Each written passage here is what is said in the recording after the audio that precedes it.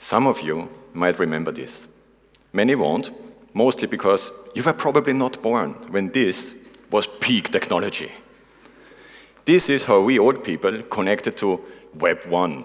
Of course, we did not call it Web 1 then. For us, it was just the internet, or if we were particularly fancy, cyberspace. A lot of things have changed since then. Computers got stronger, internet got faster, content got more, social media corrupted our kids. Everything gets bigger, faster, more confusing, and this can really be overwhelming. And now, we have this Web3 thing, and that's also confusing. Hi, I'm Sascha. I like spending time on clarifying, simplifying, making things easier to understand. I like to take things that look like this in my head, which is quite a lot, and maybe other people's heads, and, help them understand a bit better. Web3 is the topic of today. I am not the ultimate Web3 expert, but I probably know a bit more than most people here right now, and my intention is to change this. Not only with my own presentation, but also with the other experts who are all coming after me, so all the interesting things will come when you have suffered through my own presentation. As saw before, a lot of people are here for the first time. I'm actually here for the third time, which is always fun and a big pleasure for me. So I wanted to quickly check, is anybody else here for the third time? I did not see it before. Third time, people? Are you getting paid to be here? Yeah, me neither. But I'm still coming back, what can I say? Because Web3 is relatively new, I prepared a little help for you. We're going to hear a lot of terms related to Web3. We already had blockchain and Bitcoin, and there will be cryptography and DAOs and I don't know what. So I collected a quick list of these terms. If you want to open them on your phone and refer to those terms during the presentations, this might be helpful. Of course, you don't have to. You can always Google them or check them on ChatGPT or whatever it is the kids are doing nowadays. So, before we really jump into Web3 as the hot topic, let's have a quick history of internet development. Like I said before, we had Web 1, or the internet back then, in the 90s. This was a very new thing, obviously. It was exciting, even though it was just read-only. There was not a lot of content out there. The content we did have was usually ugly, and sometimes not even interesting, but there were also just very few people who created the content. The user interaction as such did not really happen. You were really a consumer. There were organizations, companies creating websites, and you as the normal internet user, after spending some time connecting, could just consume and read. And then Web 2 came along, which is now known as the social web. Mostly driven by social media platforms, which, as it turns out, are not that social after all, but that's probably the story for a different time. But this was also the origin of a lot of user-generated content. Blogs, videos, podcasts. Every idiot could suddenly go and post their own thoughts and ideas on the internet. And many of them did, and still do. And this is basically what we're still living in today. So this is not gone just because Web 3 is here. Web 2 is still dominant. The problem with that, apart from the impact on people, from a technical point of view, they're all running on centralized platforms. So your Facebook, your Instagram, your TikTok, whatever it is you're using, this is all a centralized platform, which is typically owned by some organization, which is owned by some other organization, which is owned by some billionaire. And that's the dude or the person controlling whatever you put into this centralized platform. They have the ultimate control over everything that happens there. Web 3 has the intention to change this. And basically, to put the user back in control. Well, back in control is maybe optimistic, to actually put the user in control for the first time. As we heard, blockchain is relevant. We are going to see in a bit later what this actually is and how it works. Not in technical detail for two reasons. One, it's probably boring for most people. Second, I also have no idea. But we will get a good overview and a decent understanding. One of the keywords in Web3 is decentralized. We are going to hear this a lot in the next 44 minutes and 50 seconds. Decentralized is everywhere. So this is how we got where we are today. Now, let's jump into this Web3 topic. There are three main ideas driving Web3. One is decentralization. Decentralization means that there is exactly no central authority controlling a system or a data set or whatever else. Try to always keep in mind the comparison between what we have today, centralized platforms like Facebook, YouTube, etc., versus decentralized ones. Centralized platforms, somebody's in control. They can do with your data whatever you want. If you post a picture on one of these platforms, guess who owns the picture? I will give you a hint. It's not you anymore. Any data you put there belongs to this organization to do with as they wish. And that's not a theoretical scenario. They actually do with it what they want. The second aspect of decentralization is that data, since it is not stored centrally, is actually distributed across multiple nodes, and nodes is just a fancy word probably for PCs. So instead of a single server or a server cluster that can fail, that can be controlled, it's on multiple devices, which makes the whole setup more secure and also more resilient. Because if your data is on thousands of different PCs, if 1 or 10 or even 100 of those fail, your data is not lost, not even temporarily. The second big idea, as we also heard a bit, is user control, meaning we give ownership to people. Why is this different from what we have today? I will give you two examples. Back in the Web 1 days, it was very common to go out to actual stores, like buildings with doors and people in there, and buy things. Depending on how old you are, these things could have been DVDs, or CDs, or tapes, or vinyl records. Right? I know, the vinyl ones are the big black ones, very thin, very fragile. Anyway, you owned the asset, and once you had it, it did not matter if the store closed the doors, if the artist who created the music creates no more music ever again. You had it at home and you could play it as often and as much as you want. If you compare this to the setup of, for example, Spotify or even Netflix, you don't buy the asset, you do not own the asset. You are paying for the right to watch what Spotify or Netflix give you. But you don't decide what you get. They decide what you get. And you pay for the right. Even worse, Kindle. I read Kindle a lot because it's just useful and practical and easy to take with me. I have tons of books.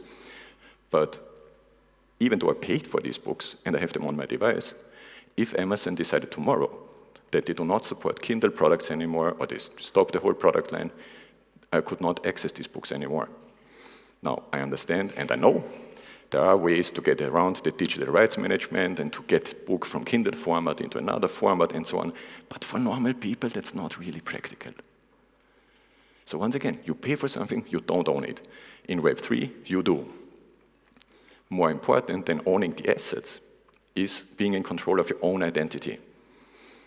Today, if you sign up on any platform or service, you have to provide information, your email address at the very least, very often your phone number, sometimes maybe even additional information as where you live, etc. This information then, once again, is in the hands of the operator, of the supplier, not in your control anymore. With Web3, as we're going to see, it would be. Hand in hand with this, we have portability. Web3 allows us to create something, it's called a wallet, which we can use to identify ourselves on different services and platforms, and this wallet stays with us, does not stay with the application. So instead of having to create new accounts everywhere all the time, we can use this one wallet repeatedly and take it with us. And the third big idea is autonomy. Now, you can see that these things are kind of similar and related to each other. They're also not clearly divided. These three ideas go hand in hand, just as the technologies do that we're going to see a bit later. The basic idea about autonomy is, of course, that you decide what you do. Simple example, if you have a bank account with hopefully some money in there and you want to transfer this money to pay something, usually this works, right? But if the bank, for whatever reason, decided that you cannot transfer the assets, because they don't like to whom you are sending it or any other reason, they could freeze them. They could stop you from doing that. Compared to that, if you do a transfer on Web3, it's direct, it's immediate between you and the recipient, and there's nobody who can stop it, censor it, limit it, or do anything else with it. It's just in your control, and you make the decisions. And then there's something very interesting in this context, which is called smart contracts. Smart contracts, I'm going to explain a little bit later, but the basic idea is that we are trying to make agreements between parties which are transparent, secure, and cannot be broken or not be disputed easily, or at least not as easily as it is with traditional contracts. So in summary, the main idea or the goal of Web3 is to put users in charge through decentralized systems, more user control, more tools and technology to give this control, and with increased autonomy. Now, all this sounds nice, but how does this work? What do we actually need to make this work in real life? And this is where technology enters the picture. Again, I am not a tech person. I am not the expert here, and I understand, for all those who know this much better than I do, there is a lot more of technology, but I'm going to focus on 3 key technologies here, because I think that's enough information to get an idea, and it also describes it well enough to understand. First one is blockchain. We heard it multiple times already. Blockchain is for many people a word that is flying around, but nobody really knows what's behind it. First thing I would like to clarify is it's not just one. So it's not like the blockchain. There are hundreds and thousands of different blockchains out there. Second, the easiest way to understand the blockchain, at least for me, as the backbone of Web3, is to imagine it as a big digital notebook, where everybody can write into it, everybody can read it, everybody who has access to the specific blockchain, I should add, but any interaction that is once there cannot be modified anymore and cannot be deleted. This gives us transparency of what is really happening. This gives us a secure track record of every single interaction. Now, why exactly do we call a notebook with interactions a blockchain? That comes from the fact that every interaction that we track is tracked in a so-called block, and then these blocks get linked. So we get a blockchain. Very inventive. So that's super essential for Web3. Without this, it wouldn't work at all. The second thing is peer-to-peer networking. Peer-to-peer networking is something that everybody has encountered in their lives in one way or the other, most likely even as a kid. For me, it was easy to understand by imagining children at school having lunch break. You know, kids go to school, the nice ones get a lunchbox with some food in it so they don't need to starve at school. But as parents are, sometimes there's stuff in it that you don't like. So what do? You go to your buddies, you all meet up at lunch break, there's 20 kids, everybody opens their lunchbox and, cheese again? I don't want cheese. That's great, I want cheese because I have tuna. I hate tuna, but my mama never listens. So they switch. They swap their food. And the way they do it is by directly talking to each other without anybody in between and with full transparency. Kid B sees, yeah, it's really a cheese sandwich. This guy is not lying to me, so it's okay for me to exchange, right? And this is what peer-to-peer networking enables, direct, fast exchange. Other people might know this concept of peer-to-peer networking from a bit more technological point of view. Some years ago, it was very popular to use something called torrents to download and share large media files, aka movies. Usually movies which were not supposed to be shared, but different story. The system is the same. These movies were not on a single server for people to download. They were in torrents on many, many different devices.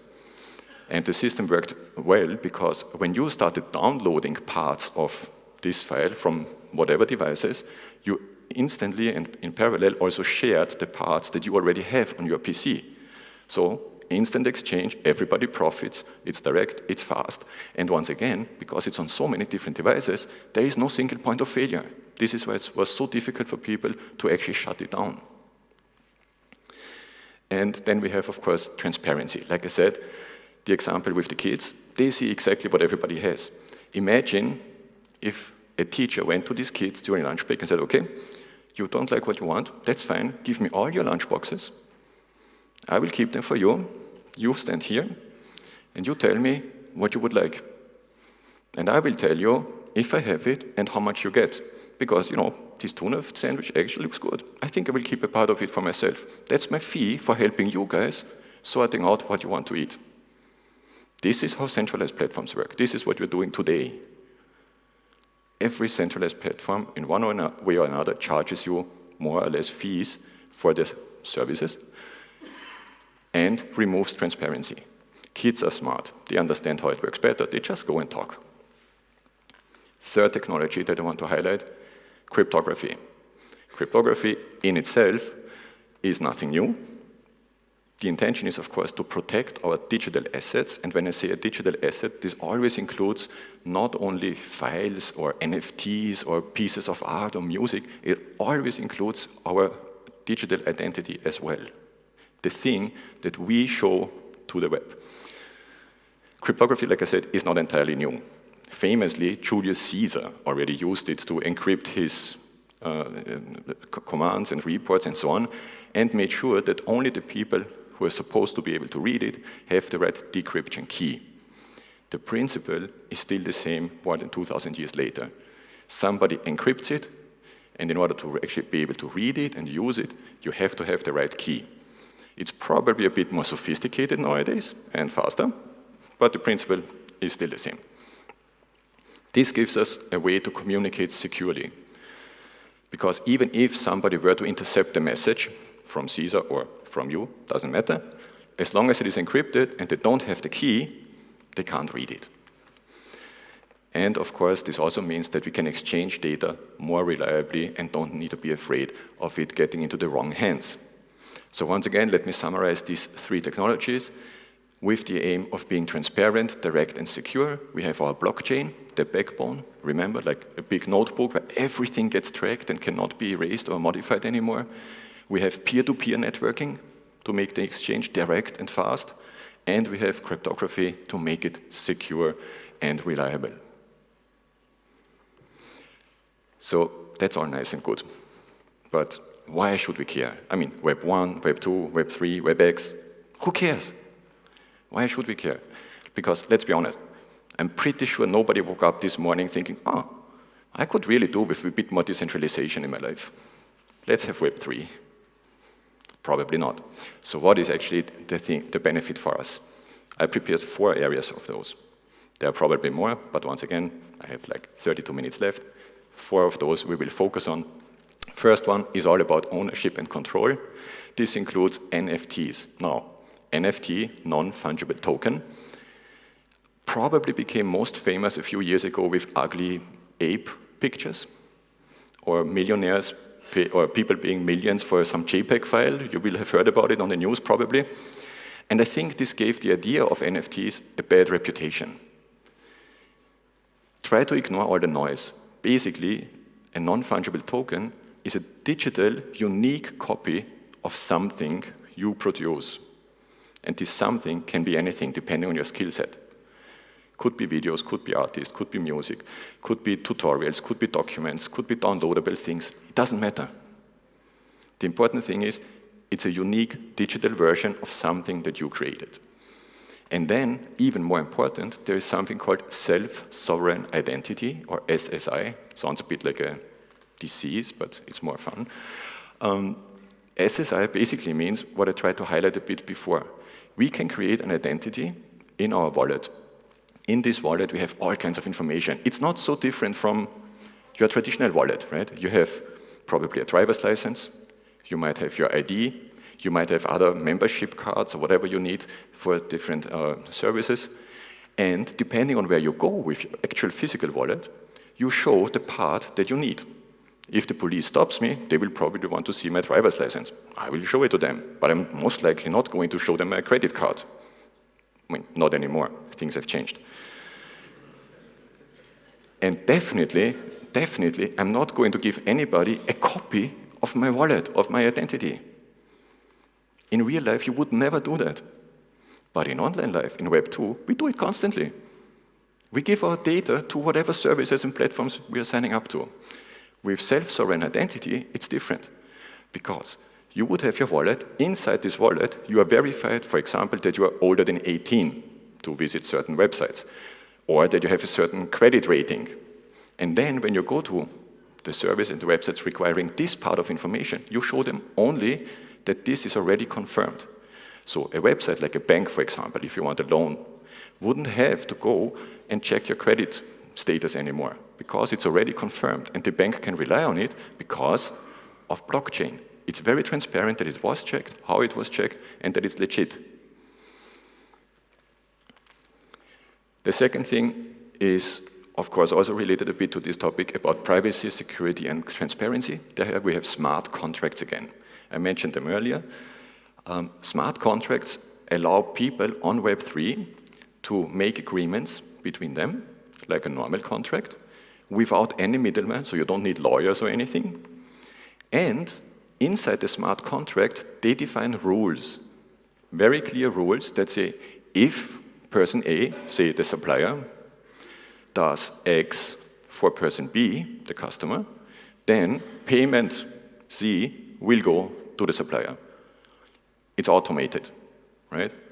The rules are defined. If they are met, you get your money. No disputes, no delays. Payment, if it is in crypto on Web3, would be instantaneous. So you wouldn't lose time on platforms like banks or PayPal, etc. And the fees are typically much lower as well, but we will come to this in a second. And then we have something called decentralized applications. I already mentioned them briefly as a comparison to traditional centralized platforms. So at some point, every central platform we're using today, YouTube, Facebook, TikTok, whatever it is, Twitter if you want, X, I should say, or Twitter, whatever, will have an alternative in a decentralized format. For Twitter/X, it's actually already happening with Blue Sky, if you've heard about it. They are not 100% decentralized yet, so they're not a pure Web3 platform, but they're definitely going in this direction.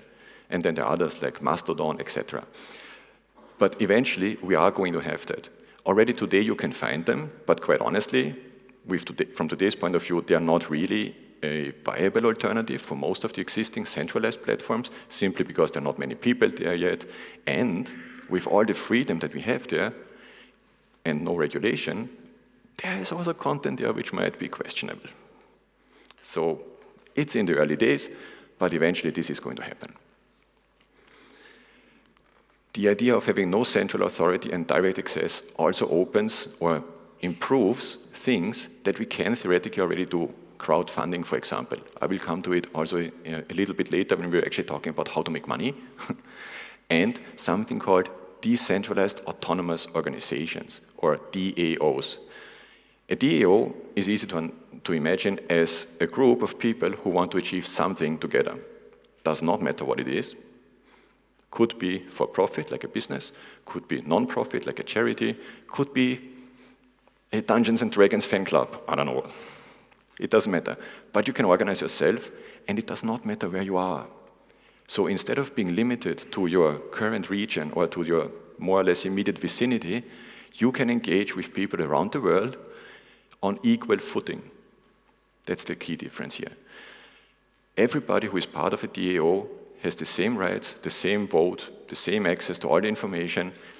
Everything is transparent once again because of blockchain and is being tracked. So DAOs are a great way to engage with others. Take people with a certain skill set, find others who complement this skill set, and you have a great team that can produce things. And then there are more or improved earning opportunities through Web3. There are things called gig economy and creator economy. I will explain both of them, don't worry. There is also something called play to earn. My parents didn't believe me, but you can actually make money by playing video games. Well, in their defense, when I was a kid, you couldn't, so maybe they were not entirely wrong.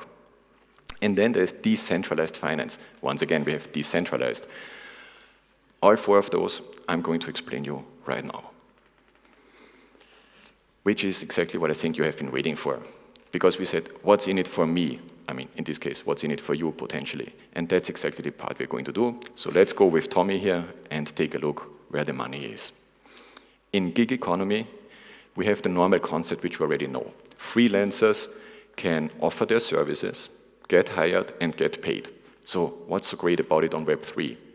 Again, let's make a comparison.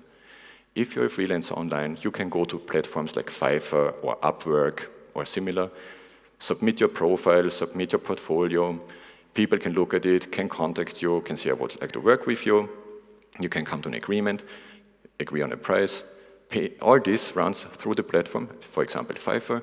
Eventually you get paid, probably through another platform like PayPal, and all these platforms take their fees and make it slow.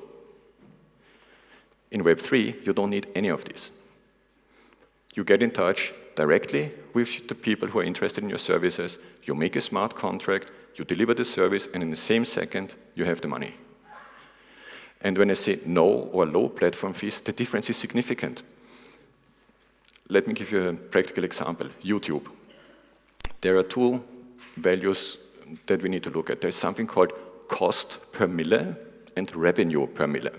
Basically, this means, as an advertiser, you have to pay a certain amount of money for showing your ad 1,000 times. Right? So cost per mille is what the advertiser, the company, pays to YouTube, so they show the ad 1,000 times. Revenue per mille is what the person who creates the YouTube video gets for the same 1,000 views. And this gap here is around 50%. So when a company pays 10 euros for 1,000 views, the content creator who put in the work, who created the video, who publishes it, gets around 5. Everything in between stays with the poor YouTube / Google / Alphabet company. I'm not saying they shouldn't get money. They're providing the service, otherwise you couldn't publish it, nobody would see it, and the whole thing would not work. Unless we did it on Web3. On Web3, this gap would be more like so. The fees on these platforms, and they can change of course, but currently are around 2 or 3% instead of 50. So while it's not a completely new idea how to make money, it's definitely a way to make more money with the same effort. And smart contracts, of course, as I mentioned before, make it easier and possible for people to engage directly with each other, to make sure everybody is treated fairly, that people cannot just step out of a contract and say, yeah, screw you, I just don't pay.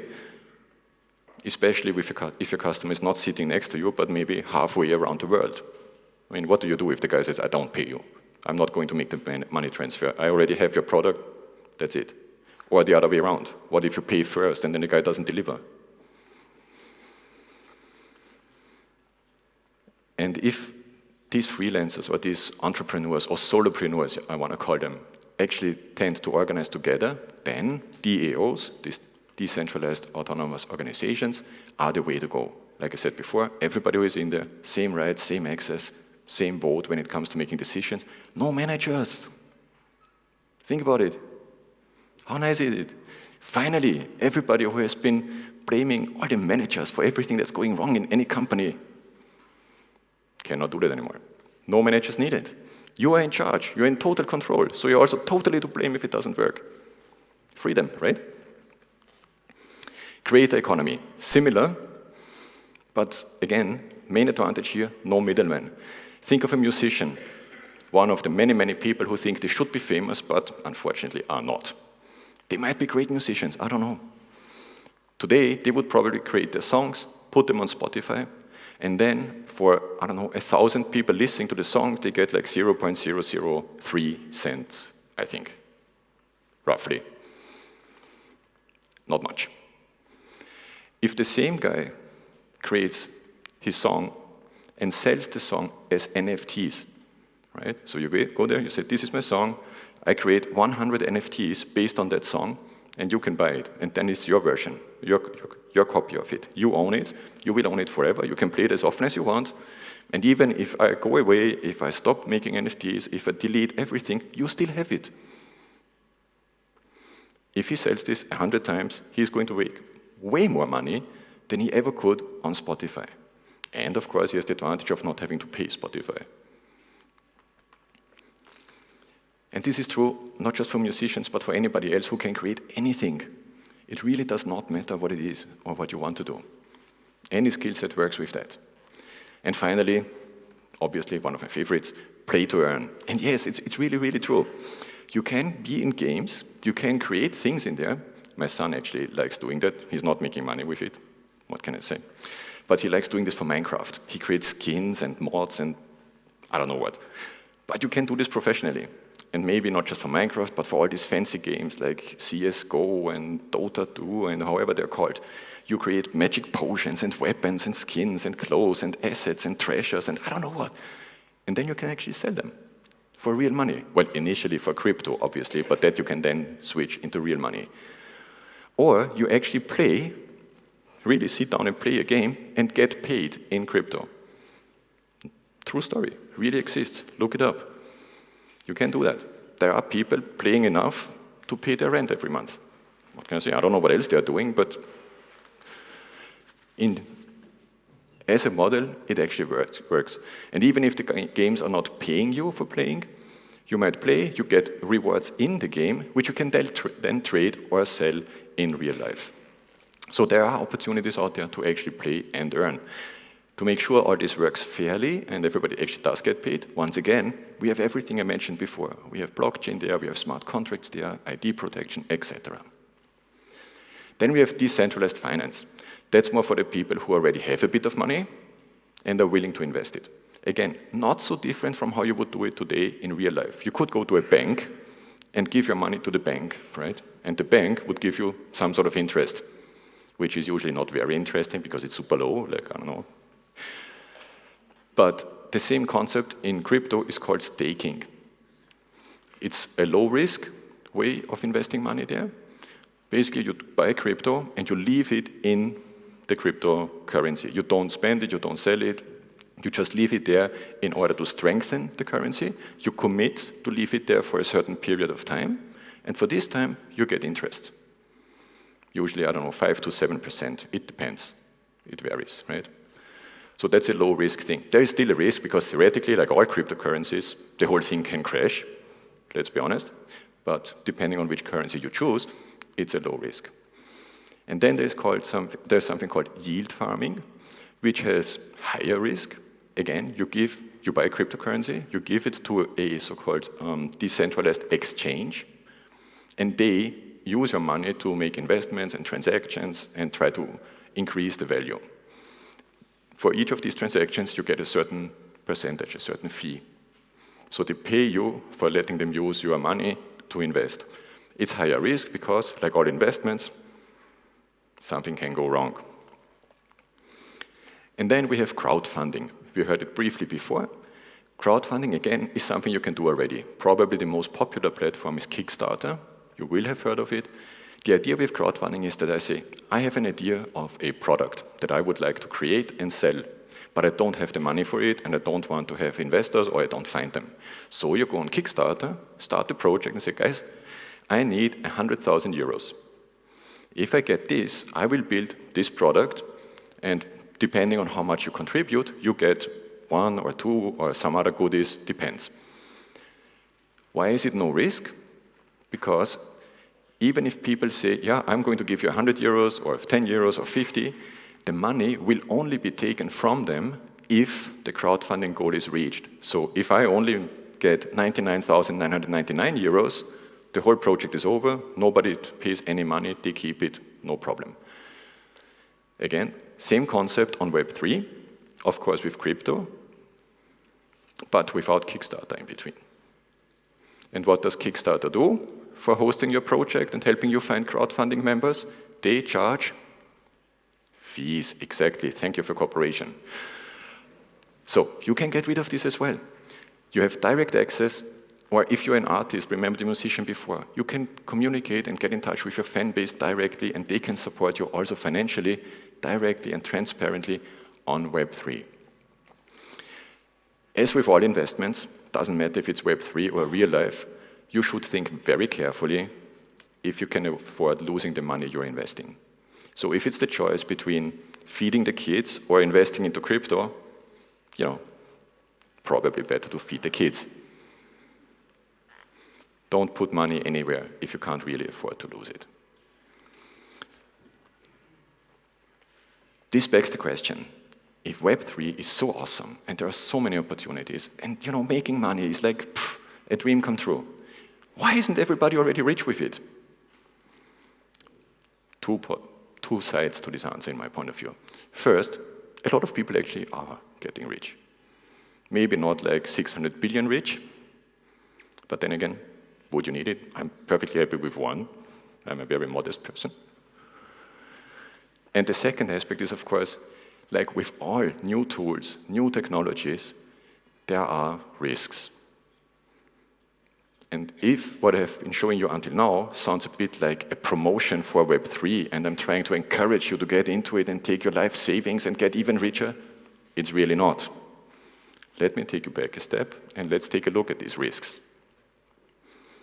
Key risk, as with everything, there are bad people.